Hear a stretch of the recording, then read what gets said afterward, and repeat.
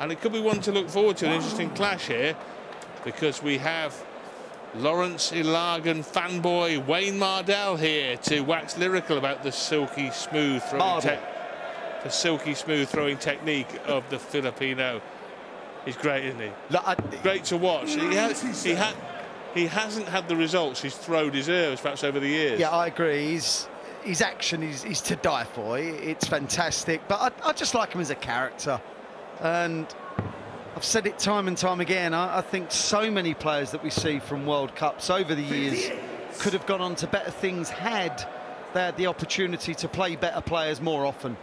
And I definitely believe that with Lawrence Ilagan. Christian Perez, his partner, has a tour card and beat Rob Cross just a few days ago in a pro tour, but this is Lawrence Ilagan. And he's just full of character, he's full of swagger. He's got his idiosyncrasies. It's just very, very watchable.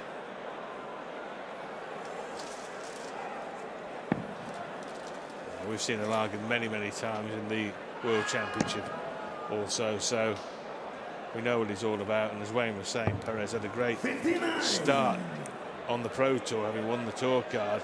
You know, your first game you beat Rob Cross, that's something to stick down on the CV very quickly. He also knocked out Luke Woodhouse along the way, so, and Jamie Hughes as well, so it was a good number of scouts in Hildesheim, Germany, earlier on this week, almost as a warm-up for this World Cup of Darts. And CZECH too was taken out, so yeah, he's come on bundles the last couple of years, Karel CZECH. A bit like Gavlas, if you will, who's on the up, improving all the time. They can, all four of these can throw some good stuff, so it's going to be a fascinating contest. I know the Czech Republic are favourites, but I wouldn't like to put a wager on it myself personally. Bullseye! 61. Not far away from Adam Gavlas. Ranked number 49 in the world now. Former youth finalist. Yeah. Semi-finalist at the UK Open. Yeah, he's got composure beyond his years, Adam.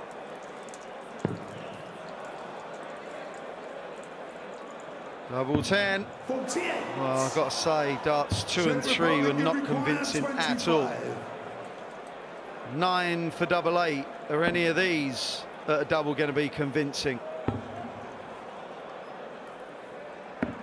Yeah, that was emphatic, that one.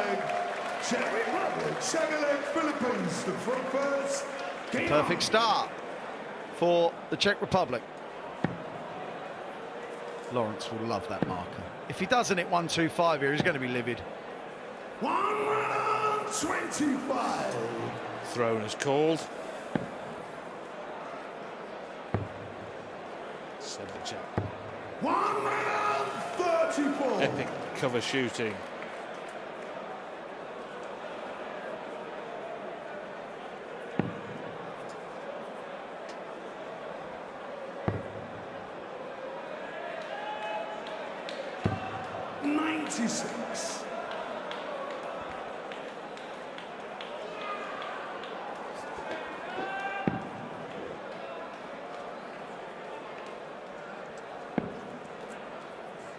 If there's one thing 97 about the way Adam Gavlas throws, sometimes he lacks that rhythm.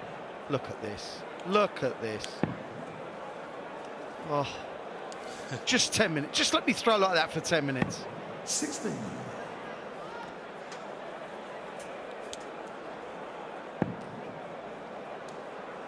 If you were doing one of your coaching clinics, Wayne, would that be the model of the stance? 45. From Lawrence Ilagan? Yes. Yeah, the thing is with Lawrence, the way he throws to his height, so, and I think he's about 5'8", maybe 5'9" max, so it works for him. A bit like the way Phil Taylor used to kind of thrust the dart, used to follow through, and his arm used to kind of aim upwards. You've got to be a certain height for that, and it works perfectly for Lawrence Ilagan.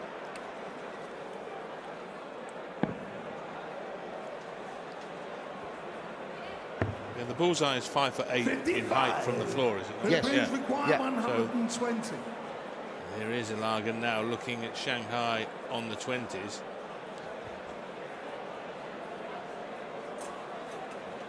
He just fidgets. He does fidget with his right shirt sleeve quite a lot. Unlucky. Any ball on the floor would have kept the visit on course, and that's not on course either. I actually think that it might be like a Rafa Nadal thing, as in it may not be bothering him, but it's his routine. Another there for CZECH. Just over-pitched that one. Went for the bullseye anyway, and in any regard leaves a two-dart combination off the outer ball. Semi-ball if you prefer. Double 16 is what Perez prefers.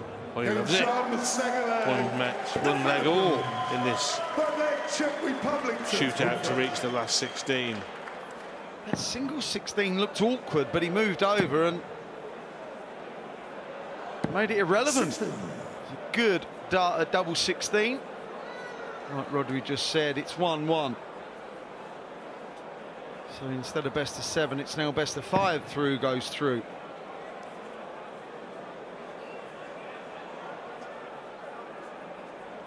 And the Czech Republic have the darts in the odd-numbered legs here, which it could go all the way down to the 7th leg, and that would have an ace in the pack for them then. Why is he staying there? Why? Lawrence, come on, pal. I'm waxing lyrical and you do that nonsense. Come on now.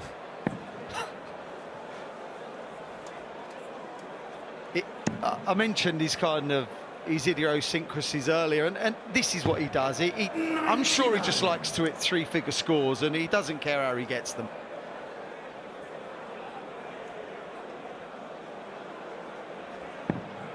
Board management is key, and sometimes you've got to neglect the highest scoring segment on the board. Other times when it's open, just go for it. But you cannot keep doing things against the odds, can you, No. Wayne, in any sport? Correct. 59.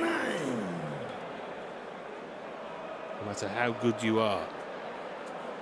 He's going to stay there again, is he? Moves over, looking for the left-hand side of the... Can't stay there now. Just move away for 51, please. Or 57. 59. Well, I tell you what, this is an important phase of the match here, because there's a chance of a break of throw here for the Philippines, which would put them in charge, and Gavlas here needs to do something to counter that. 44. He's just rhythmless. He can do this. It's so staccato from Gavlas. I'm not quite sure what Carroll was saying there. If he's kind of insinuating picking up the pace, then maybe okay. 100. You can get dragged down in pairs.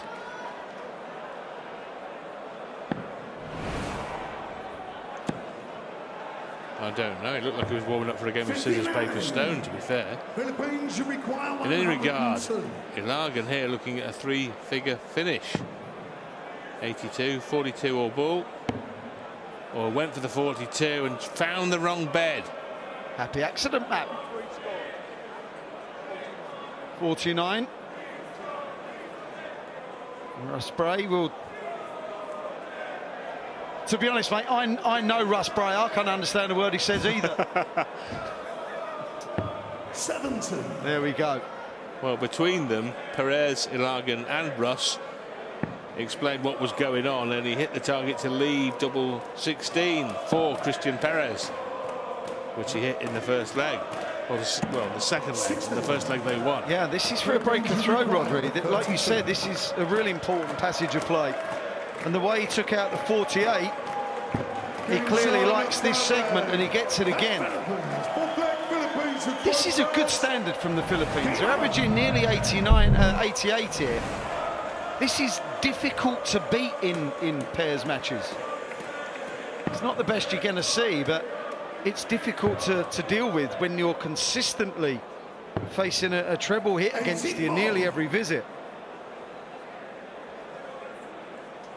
frequently pundits are asked, pick an outsider to win a first-round match. And I think you and other pundits, Wayne, said Philippines to beat England on a couple of occasions quite recently. Yeah. And they didn't on either occasion, but Yeah. we're seeing now what you were thinking of when you made that prediction. Yeah, I've always felt that anyone playing with Lawrence Ilagan kind of had chances, but when you look at what Christian Perez can do, he can play. 100. He's consistent, he's steady, and I think he's the type of character to actually calm Ilagan down as well.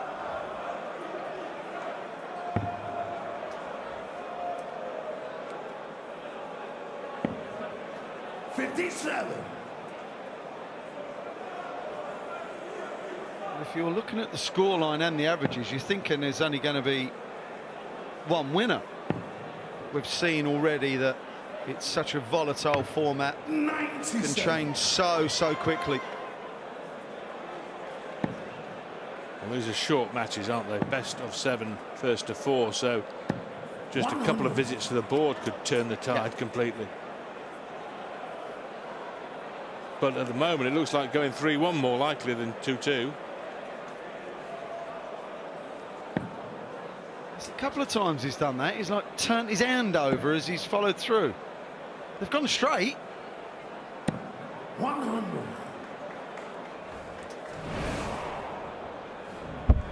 Sheesh. Great camera work, guys. Wow. You do not want to copy that at home. 85. Philippines require 120. Live on air.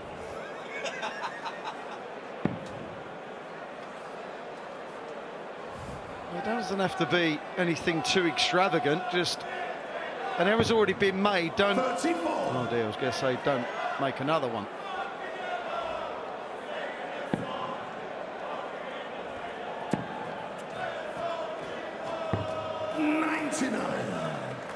Philippines require 86. Well, he really has an affinity with double 16, and he could get 2 darts at it here if he can hit the treble 18 with his first dart. Can't, so now he may well be looking at the bullseye. He is looking at the bullseye.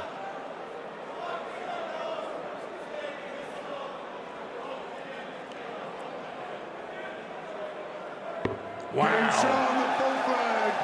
Not only is he looking at the bullseye, he's hitting it plumb in the middle. And Christian Perez has won or hit the double to win all 3 of the legs the Philippines have won here. They've gone from 1-0 down to 3-1 up. Yeah.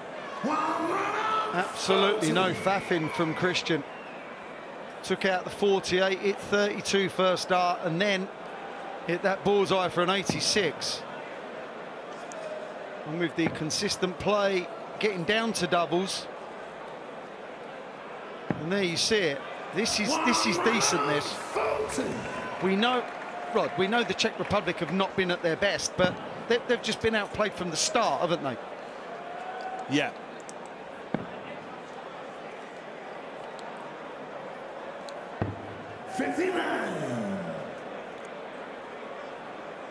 I mean, CZECH has looked like he's trying to put a bit of aggression into proceedings, but Gavlas is just sort of, looks just a bit sort of like he's flat. That's I wish I'd said it like that. Yeah, flat. 45. We see there's a lot of difference there with only 4 legs played into the 5th leg. 98. When you're at this position in a match where you know that you feel like you can't make a mistake, the pressure is at its utmost, and normally you buckle. 123. I think he celebrated the 180 before he let go of that last dart. He was certainly intent on celebrating something regardless of where it landed. He was, yeah.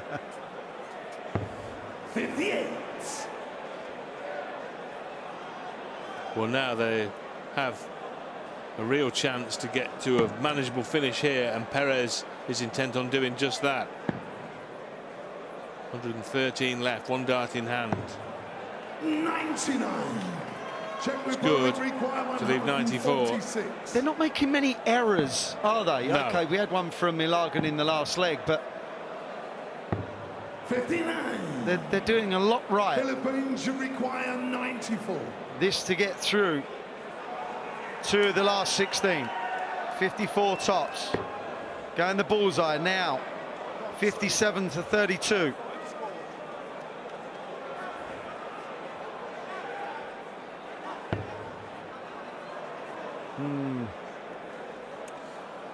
Well, the idea of going for the bullseye is as a safety net, but if you cut a hole in the safety net yourself, it's not really worked out as planned. And now Gavlas, can he change the course of the match?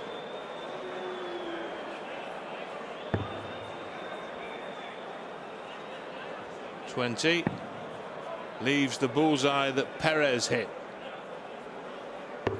62. And that might be the last dart they throw in this match. 50.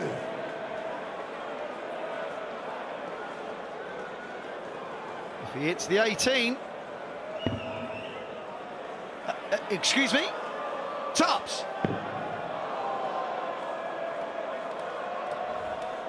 Well, thought he was going to take out the 32 after hitting the 18, but he went the 10 route to leave tops, and he takes it out anyway. The finishing from Perez, the consistent scoring from Ilagan and Perez was the difference. They were better. They beat the Czech Republic by 4 legs to 1. The Philippines are through to the last 16.